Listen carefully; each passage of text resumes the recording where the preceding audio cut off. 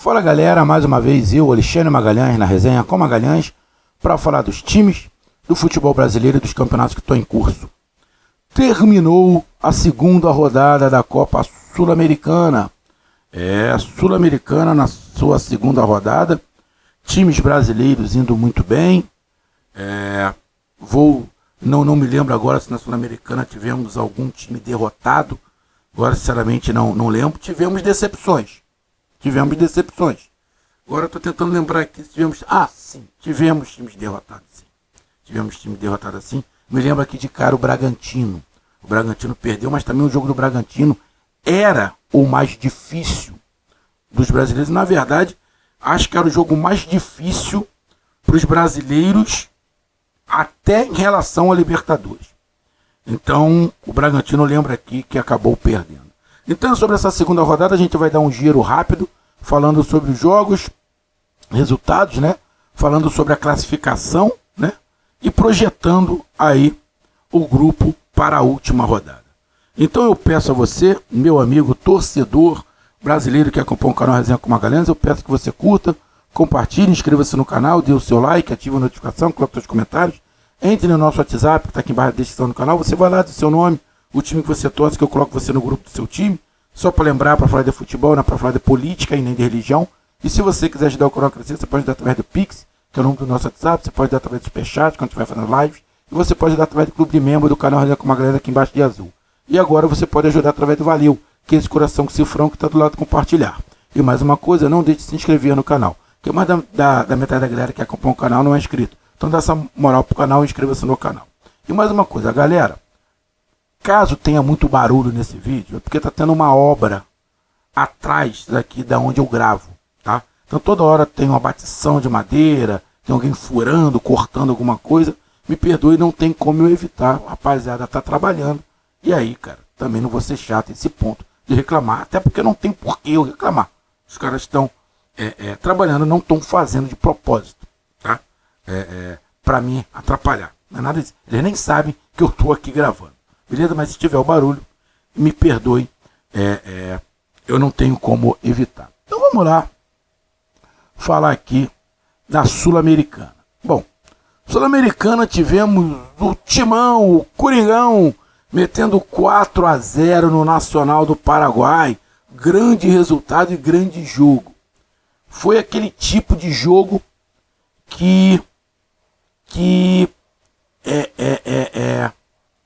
fica com a sensação que deu tudo certo, né? Aquela sensação que deu tudo certo. Corinthians, tudo que fez, estava conseguindo fazer uma grande partida do Corinthians. E eu, como já falei, eu torço muito pro treinador do Corinthians, o Antônio Oliveira, que acompanho ele desde o Atlético Paranaense. Muito bom treinador mesmo. Eu sabia que uma hora ele ia ter uma oportunidade num time gigante, e a oportunidade chegou, e eu torço muito para que ele dê certo. Um grande treinador, cara inteligente, eu espero mesmo. E o Corinthians conseguiu aí uma grande vitória, um 4-0, sem qualquer tipo de dúvida. Resultado, desempenho, perfeito, Corinthians. Tivemos o Atlético Paranaense metendo 6-0 no Raio Zuliano. Tem um vídeo aqui no canal. Alguns torcedores do Atlético Paranaense falaram: pô, você desmereceu nossa vitória. Não, eu não desmereci. Mas vamos lá. Você é torcedor do Atlético Paranaense. Conhecia o tal do Raio Zuliano? Ninguém sabia quem era, irmão. O Raio Zuliano é o 11º ou 10º colocado no campeonato lá do seu país. É um time fraquíssimo. Então você falar: o Atlético Paranaense amassou. Sim, amassou. Pô, fez uma partida perfeita. Pô, não dá pra você falar que fez uma partida perfeita contra um time que aqui no Campeonato Brasileiro seria Série D, pô. Então, irmão, sem mimimi, sem nutelice, pô. Aí não dá, né, pô. Sem babaquice, pô. Então, o Atlético Paranaense fez o que tinha que fazer. O time mais forte golear o mais fraco. Ponto. Isso é o correto. O time mais forte golear o mais fraco. Parabéns, é isso mesmo. Tinha que fazer.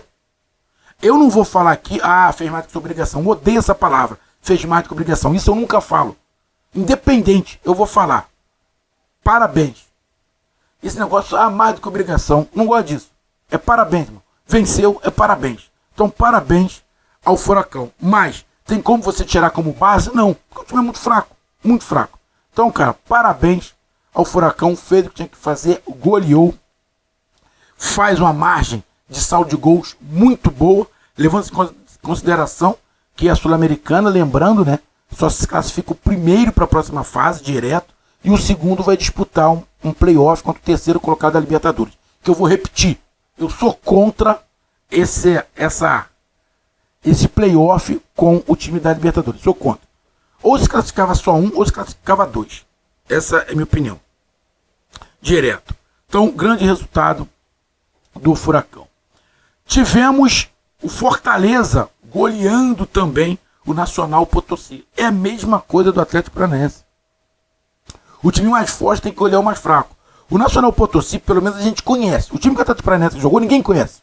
Ninguém nunca tinha escutado falar, eu já escutei, que ousada. Ninguém nunca tinha escutado falar. Quem é que acompanha aqui no Brasil o campeonato da Venezuela, da Bolívia? Pô, ninguém acompanha, irmão. Ninguém acompanha. Se acompanhar, pode acompanhar alguma coisa do campeonato argentino, né? Talvez ali do Uruguai. Só. Hoje ninguém acompanha. Então, porra, não vem falar não. Não dá. Isso é causado. Mas o Potosí a gente já conhece porque ele está sempre disputando ali, né? Não é a primeira vez que ele está na Sul-Americana. Ele já foi para a Libertadores Sul-Americana. E a gente sabe que o Potosí, o ponto forte dele é jogar em casa, né? Por causa da altitude. Saiu da altitude. É um time muito comum, de terceira de visão, no máximo sendo muito amigo. E tem um outro detalhe, que eu já falei. A maioria desses times de altitude, quando vem jogar aqui embaixo, vem jogar por uma bola e geralmente são fracos. São raras as exceções que o time é forte lá em cima e é competitivo aqui embaixo. Exemplo, a LDU. A LDU. O Bolívar está sendo forte em casa e muito competitivo ao nível do mar. Mas a grande maioria é muito fraco ao nível do mar. A grande maioria. E o Fortaleza foi lá, porrou, fez o que tinha que fazer. O time do Fortaleza precisava dessa vitória. Precisava dessa vitória. Os atacantes precisavam começar a render. E isso foi excepcional, Fortaleza. Então, parabéns ao Fortaleza por essa goleada. É isso mesmo. Venceu o mais forte e goleou. Perfeito. Tivemos o Internacional empatando em casa. Aí é justamente o contrário. Atlético Paranaense e Fortaleza fazem o que tem que fazer. O mais forte goleia o mais fraco. O Internacional pega o Clube Deportivo Real Tomaiapo. Porra, quem é Real Tomaiapo? Você, torcedor do Inter, conhece? Fortaleza, Atlético Paranaense, conhece o Tomaiapo? Porra, é igual o time que o Atlético Paranaense venceu.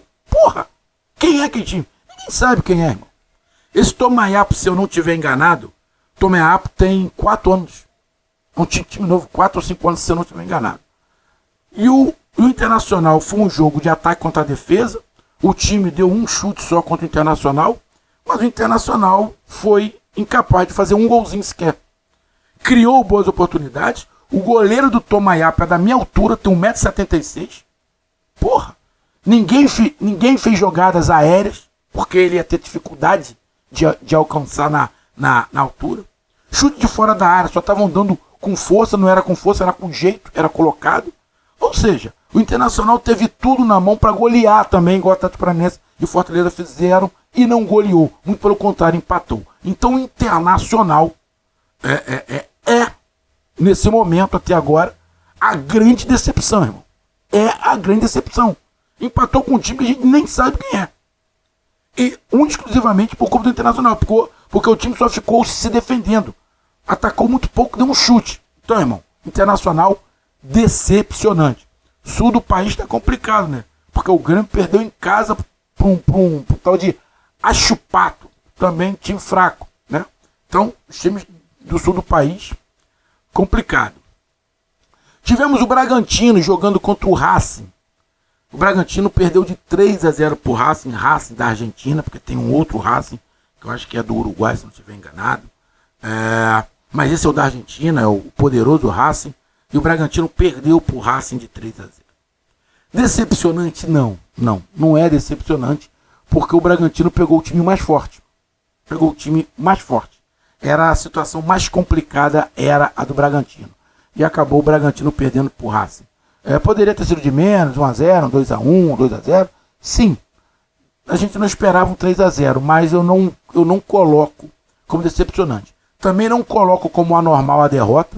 Não coloco como anormal a derrota. Tu tá jogando contra um dos principais times argentinos na casa deles. Então, ia ser realmente difícil. É a mesma coisa quando você joga na altitude. Você pode reclamar da derrota quando joga na altitude? Não, cara. Porque a altitude é 70% a força do time e complica sempre os brasileiros. Os brasileiros conseguem empatar, conseguem de vez em quando vencer, sim. Mas na maioria das vezes os brasileiros perdem mais do que empatam e ganham na altitude. Essa é a realidade. De repente, antigamente, como a diferença do futebol brasileiro para esses times era muito grande, eles eram muito amadores, os brasileiros até perdiam menos. Hoje, eles já não são tão fracos assim, continuam fracos, mas não tão fracos quanto eram antigamente. Então eles complicam mais o jogo, eles usam mais inteligência, eles exploram mais a velocidade, o chute fora da área, ou seja, eles acabam aproveitando bem essa situação. Então o Bragantino perde para o Racing de 3-0, mas não vejo como decepcionante, vejo como um resultado normal. O placar poderia ter sido menor, mas acho que foi um resultado dentro de uma lógica. Eu até disse aqui que dificilmente o Bragantino ia vencer. Se conseguisse o empate, seria um resultadaço. Tivemos o Cuiabá vencendo o Metropolitanos fora de casa por 2-0. Grande resultado do Dourado. Grande resultado do Dourado. Se eu estiver enganado, o Cuiabá acho que empatou em casa ou perdeu a primeira. O Cuiabá, se eu estiver enganado, não ganhou. Então ganha fora de casa, acaba compensando aí, né? Grande resultado. E o Davinho lá sempre fazendo dele. Parabéns do Cuiabá. E o Cuiabá, que muitas vezes a galera desdenha do Cuiabá. O Cuiabá tá aí. Vai começar outro campeonato brasileiro. Tem alguns times soberbos aí que já coloca de novo o Cuiabá como um dos rebaixados. Ano passado fizeram isso e o Cuiabá ficou na frente da maioria dos times que falaram mal dele. Vamos ver como é que vai ser esse 2024. Então, parabéns ao Cuiabá. Grande resultado.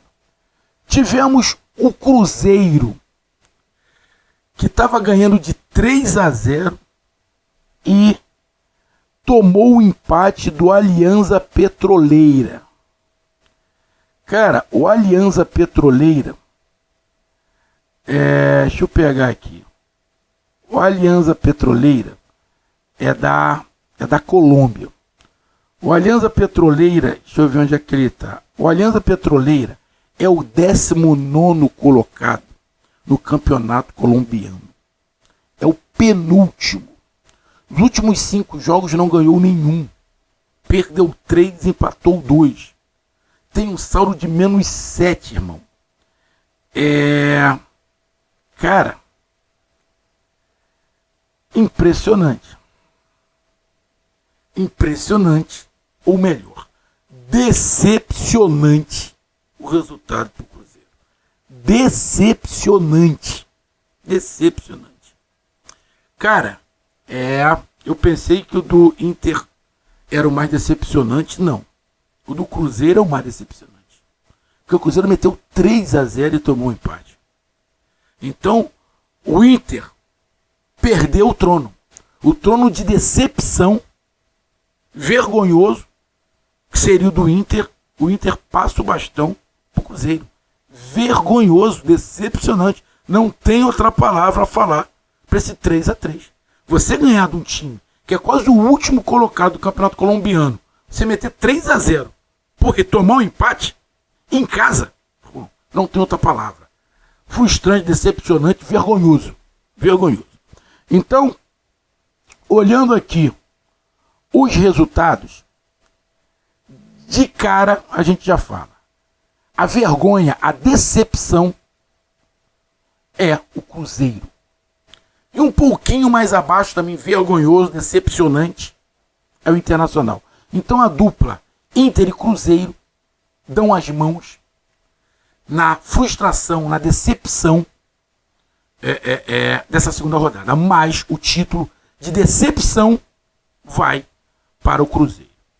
E o título de destaque da segunda rodada. Cara, nós temos aqui 3 destaques, né, cara? A gente tem aqui os 3 destaques, que a gente pode colocar assim. Eu posso colocar até 4 destaques, cara. O Cuiabá, que ganhou fora de casa, é um destaque.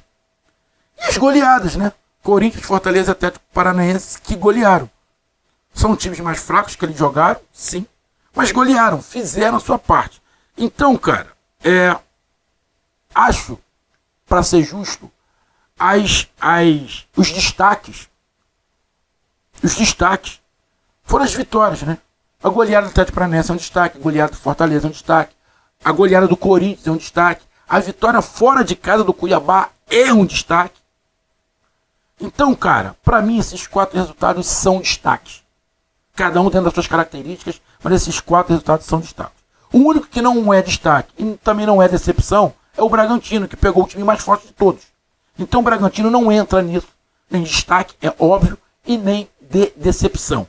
Decepção é Inter e Cruzeiro com o título para o Cruzeiro.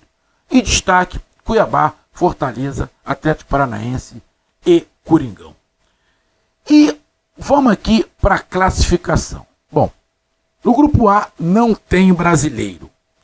O grupo B tem o Cruzeiro. O Cruzeiro é o terceiro colocado com 2 pontos. 2 empates. Ainda dá, porque faltam 4 jogos. E o Cruzeiro está a 2 pontos do líder, que é a Universidade Católica, que está com 4 pontos.